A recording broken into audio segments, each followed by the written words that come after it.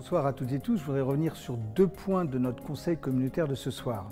Le premier point, et je sais que ça intéresse tout le monde, c'est la situation des finances de notre collectivité, de notre agglomération de Cergy-Pontoise.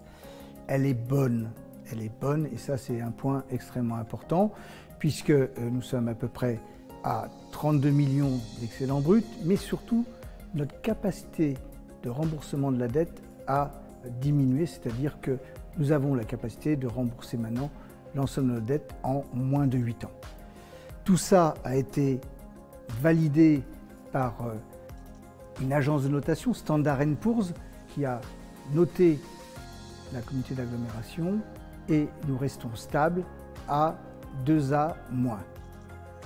Ce qui veut dire très concrètement que nous continuons à augmenter nos capacités d'investissement dans la transition énergétique, dans la transition écologique, mais et surtout, et je sais que vous attendez tous cette information, nous n'augmenterons pas les taux en 2024 compte tenu des bons résultats de 2023.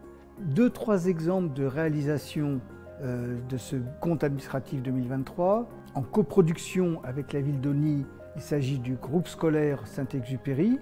Bien évidemment, et j'espère que vous avez tous participé au moins à un concert du forum, puisque nous avons inauguré ce forum en 2023, et nous avons également déployé sur l'ensemble des communes J'allume ma rue, qui nous a nécessité quelques investissements en matière d'éclairage. 3 exemples qui montrent les différents types d'interventions de la communauté d'agglomération de Cergy-Pontoise. Autre élément important, la construction du centre aquatique à Saint-Ouen-l'Aumône et à Éragny.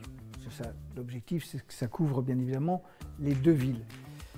Donc nous avons voté le marché de maîtrise d'œuvre, c'est-à-dire la capacité d'engager progressivement le lancement pour les travaux et donc faire que ce centre aquatique devienne une vraie réalité d'ici 3 ans. En attendant, nous travaillons bien évidemment à faire que le service public de natation pour l'ensemble des écoles soit tenu, que les clubs puissent avoir leur ligne d'eau et que bien sûr la partie loisirs, notamment cet été dans nos grandes piscines, puisse continuer.